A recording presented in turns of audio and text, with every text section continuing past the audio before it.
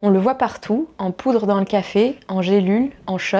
Le collagène marin est devenu la star absolue de la nutrition. La réalité scientifique est simple. Dès 25 ans, ta production naturelle de collagène commence à diminuer. Pourtant, c'est la protéine la plus abondante de ton corps. Elle représente 30% de tes protéines totales. C'est le ciment qui assure la cohésion, l'élasticité et la résistance de ta peau, de tes os, de tes cartilages et de tes tendons. Alors, comment ne pas se tromper? Aujourd'hui, on décrypte ensemble les critères essentiels pour choisir le meilleur collagène marin. Premier point crucial, l'assimilation. Contrairement aux idées reçues, les études ne montrent pas de supériorité flagrante entre l'origine marine ou bovine dans l'assimilation. Ce qui compte, c'est la qualité de l'hydrolyse. Le collagène brut est une grosse molécule impossible à absorber par ton intestin. Pour que l'absorption fonctionne, il faut des peptides de collagène hydrolysés. La science est formelle, plus le poids moléculaire est bas, meilleure est l'assimilation. Mon conseil vise un collagène sous la barre des 2000 Dalton. À ce niveau, les peptides traversent la barrière intestinale. Alors pourquoi privilégier le collagène marin? C'est souvent une question de conviction et d'éthique personnelle pour ceux qui souhaitent éviter les sources bovines. Parallèlement à cette dimension éthique, la vigilance reste de mise sur la qualité du produit. En effet, un bon collagène doit impérativement être purifié pour garantir l'absence de métaux lourds et de contaminants. Il est donc préférable de se tourner vers des sources brevetées, comme le Naticol qui assure un haut niveau de pureté et de qualité. Par ailleurs, cette exigence ne doit pas se faire au détriment de l'environnement marin. Des certifications telles que Friend of the Sea attestent d'un collagène issu de poissons sauvages pêchés en Europe, selon des pratiques durables. Si tu souhaites une forme pure, choisis un collagène marin neutre, sans adjuvant, édulcorant artificiel et agent de charge. On veut du peptide, rien que du peptide. Prendre du collagène seul, c'est bien, mais avec les bons cofacteurs, c'est mieux. La vitamine C est indispensable. Pourquoi? Parce qu'elle contribue à la formation de collagène pour assurer la fonction normale de la peau, des cartilages, des os et même de tes vaisseaux sanguins. Elle agit comme un ouvrier qui vient stabiliser l'architecture de la protéine. Sans elle, ta synthèse de collagène est beaucoup moins efficace. C'est le duo indissociable pour une structure corporelle solide. Au-delà de ce rôle, la vitamine C contribue également au fonctionnement normal du système immunitaire et aide à protéger les cellules contre le stress oxydatif. Elle agit comme un véritable bouclier global pour ton organisme. En résumé, pour ton choix, retiens le trio gagnant. Des peptides de bas poids moléculaire, une origine certifiée, durable et sans additifs, et une synergie avec la vitamine C. Si tu respectes ça, tu as un véritable pilier pour ta santé sur le long terme. Dis-moi en commentaire si tu as déjà testé le collagène et quels changements tu as remarqué. N'oublie pas de liker et de t'abonner pour ne pas rater les prochains conseils nutrition.